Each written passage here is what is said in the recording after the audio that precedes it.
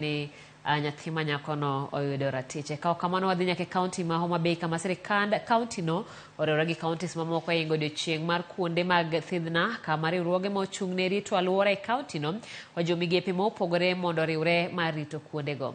Kaluwore gi lipot mar migawo mochung'ne rito alwora NEMA, kaunti ma Homa Bay ni kod kuonde mag thidhna 60 to mana 3 kende emane osegoye chapa mar piny owacho. Kata kamano ok omigi arita kaka owinjore. E nyasi mane obagi e mbalariany ma Tom Mboya e boma ma Homa Bay, jokanyo e riwruoge makedo ne rito alwora ne oyiere mar tiyo kanyakla mar rito kuonde mag thidhna manie kaunti no magiwacho ni sani jopiny odonjore puro.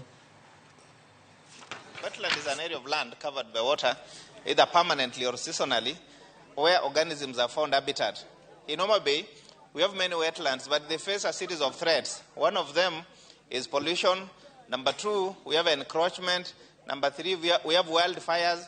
And I would wish that if the people of Homa Bay could work in an interagency approach, we'll be able to peg the wetlands so that we preserve them for the benefit of the present and the future generations. Whereas Kenya has only 6% of the shoreline of Lake Victoria, it contributes 80% of the waters of Lake Victoria and also provides 80% of the fish breeding grounds for Lake Victoria.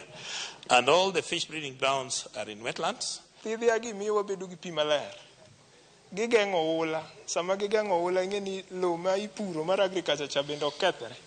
To bende gikonyo gimiluongo ni fighting of climate change. Kaka iwacho, iwinjo ka NEMA director wacho ni Homa Bay ka ging'eny gin madhi 60 to 3 kende mobedo gazetted. Matiende ni mobedo gazetted gima sirikal nyalo tiyo gi pesa mondo tim ang'o? Mondo olosi. Koro koket chike mabeyo gi policies mabeyo to 50 gi wiye ma pod odong' gi be kobedo gazetted to wabro konyo alwora maber.